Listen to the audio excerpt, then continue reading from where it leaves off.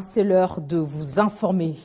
Décédé lundi 6 avril à Kinshasa à l'âge de 99 ans, les obsèques de Monseigneur Moké ont débuté ce mercredi. Après la levée du corps, la dépouille mortelle a été exposée au complexe scolaire Monseigneur Moké à Matungé en présence du cardinal Mosengo. Sur place, élèves, parents, enseignants et anciens élèves lui ont rendu hommage. La dépouille mortelle de l'ancien évêque auxiliaire est exposée à la cathédrale Notre-Dame de Kinshasa jusqu'à vendredi avant l'enterrement à l'église Saint-Joseph. Regardez.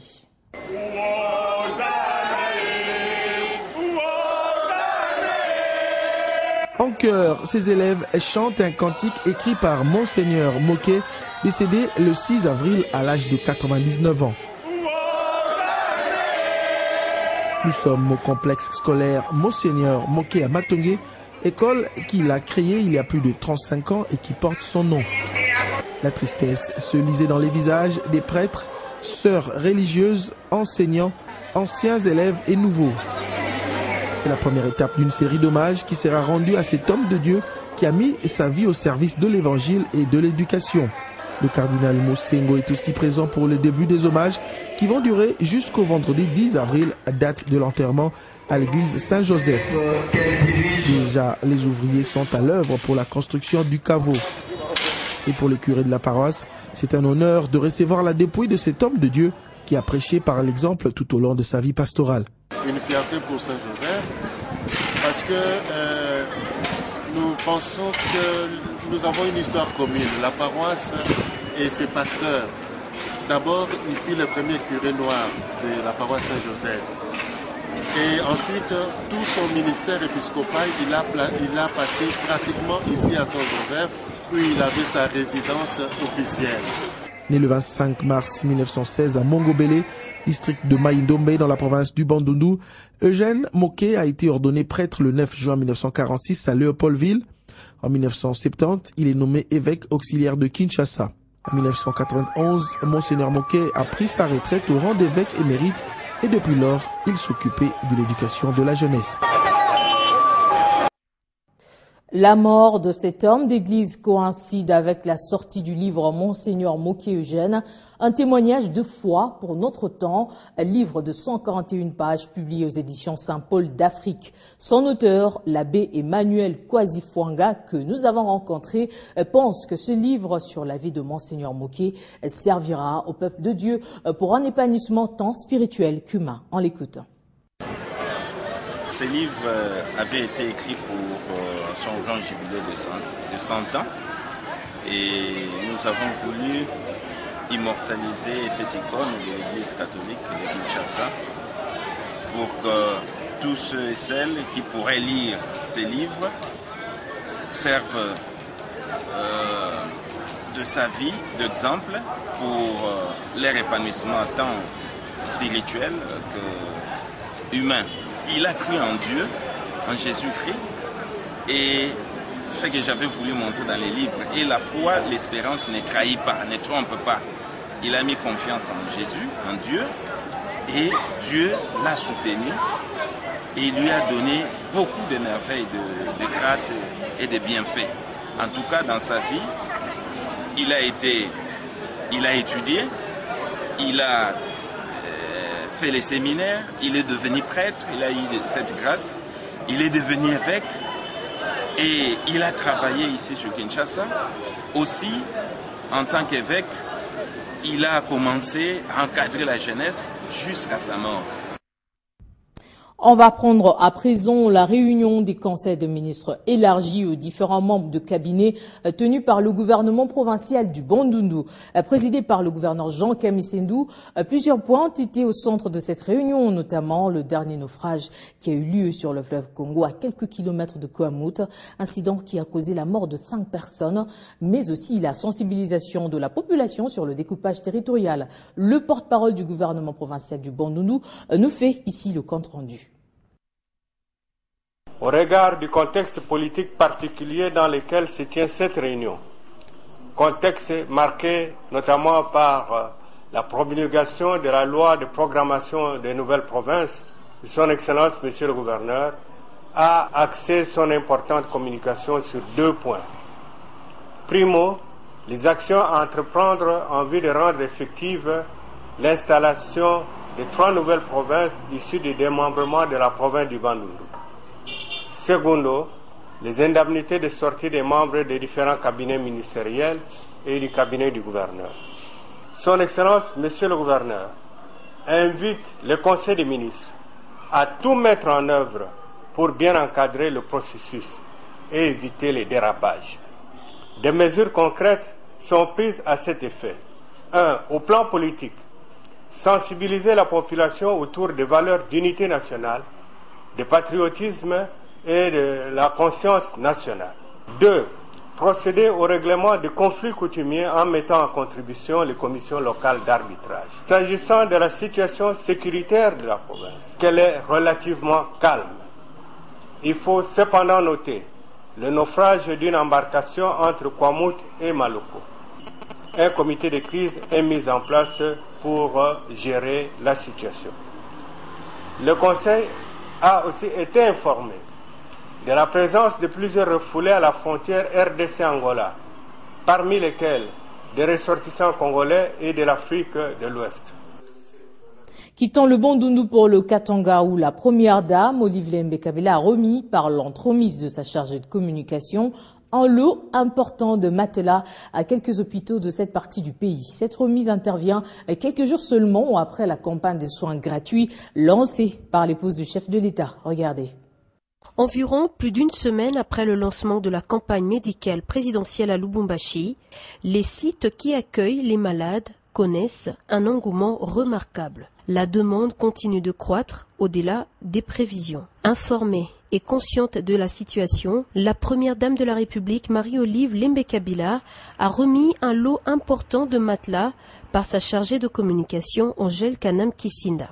À l'hôpital militaire de la Rouachi, par exemple, le médecin directeur s'est dit impressionné de la promptitude de l'épouse du chef de l'État à résoudre ce problème de manque d'espace pour accueillir les malades dans des bonnes conditions. Merci à la première dame parce que, en réalité, nous sommes débordés. Dieu merci, la première dame a compris notre préoccupation et elle a réagi de la manière la plus prompte dans moins de quelques jours. Merci une fois de plus. Que Dieu la bénisse. Le même geste a été posé à l'hôpital général Jason Sendwe où le médecin directeur, le docteur André Mouelois, a reçu ces matelas des mains de la représentante de la première dame. Une action qu'il considère comme une vraie bouffée d'oxygène pour ces grands hôpitaux qui n'a plus qu'une capacité d'accueil de 600 lits au lieu de 1200 suite à sa vétusté.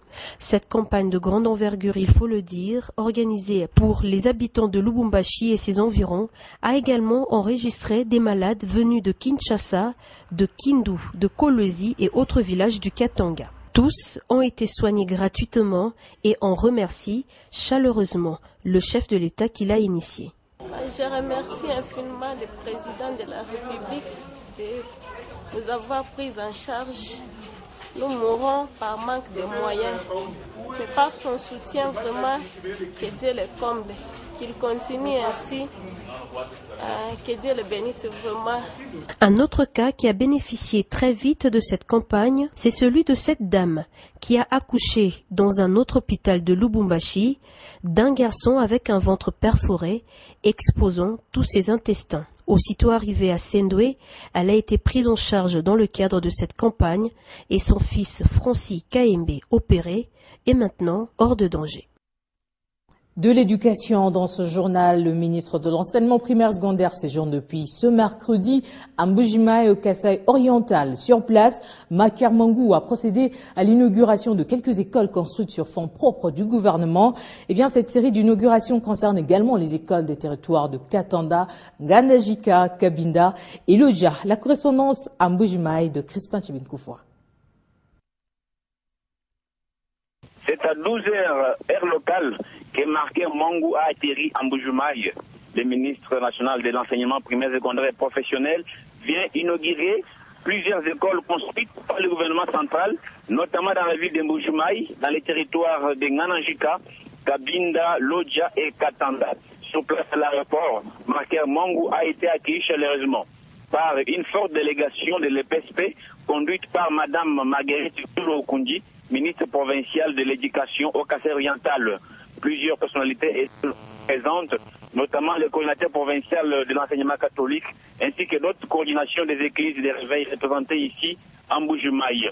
Le programme du jour prévoit l'inauguration de l'école dans la commune de la Kanchi et de la Mouya. Ainsi, le ministre pourra se rendre cet après-midi à Nanajika pour une mission analogue. Depuis la ville de Mbuji-Mayi, Chibin Koufoua, Radio 50, Télé 50. Merci Crispin Chibin-Koufoua. Les nouvelles des partis politiques nous emmènent à l'Union nationale des fédéralistes du Congo, UNAFEC, de Gabriel Kyungu, qui a tenu un mini-congrès à Lubumbashi où le nouveau comité directoire a été présenté aux membres de ce parti. Une occasion également pour Gabriel Kyungu de donner sa position sur les élections à venir en RDC. Suivez.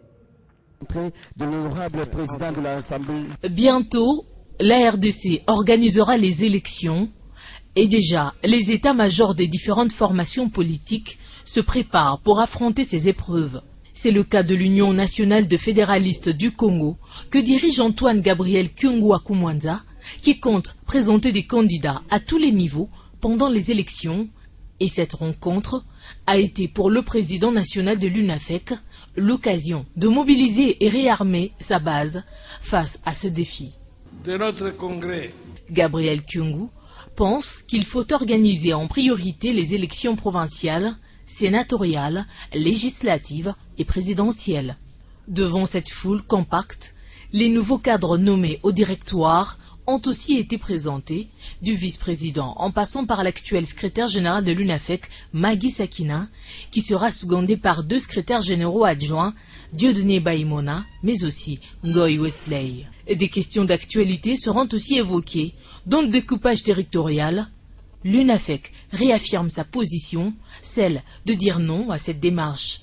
Il a été réaffirmé que tout cadre du parti devra observer la ligne de conduite de l'UNAFEC tracée par le président national du parti et se conformer aux dispositions de l'article 2 des statuts, notamment servir avec loyauté, dévouement, assiduité et défendre farouchement la cause du parti.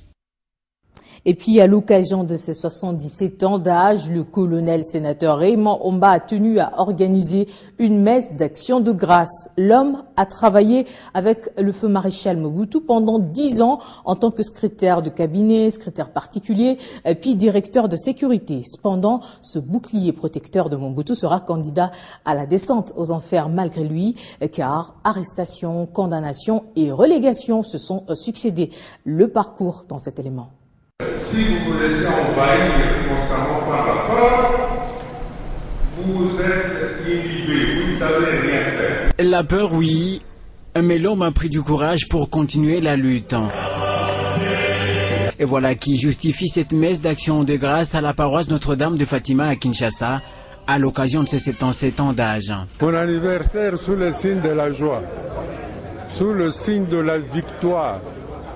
Parce que pour la première fois, je vais organiser mon parti pour gagner, pour la première fois.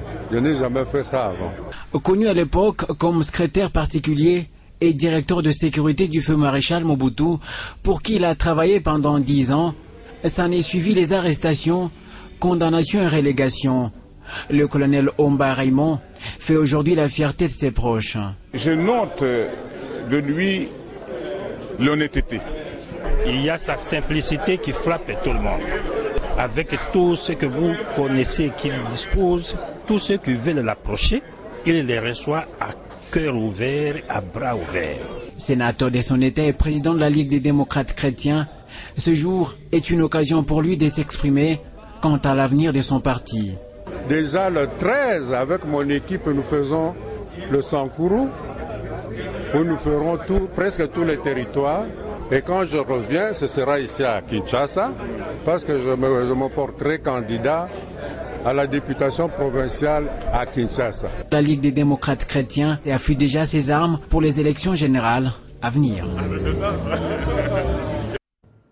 On passe au sport. Sachez que la République démocratique du Congo abritera pendant 4 jours, soit du 9 au 13 avril, courant la compétition zonale d'Afrique centrale du beach volley, tournoi qualificatif pour les Jeux olympiques de Rio en 2016. Les athlètes congolais y tiennent mordicus à faire bonne figure, surtout qu'ils auront le soutien sans faille de l'un des membres du comité d'organisation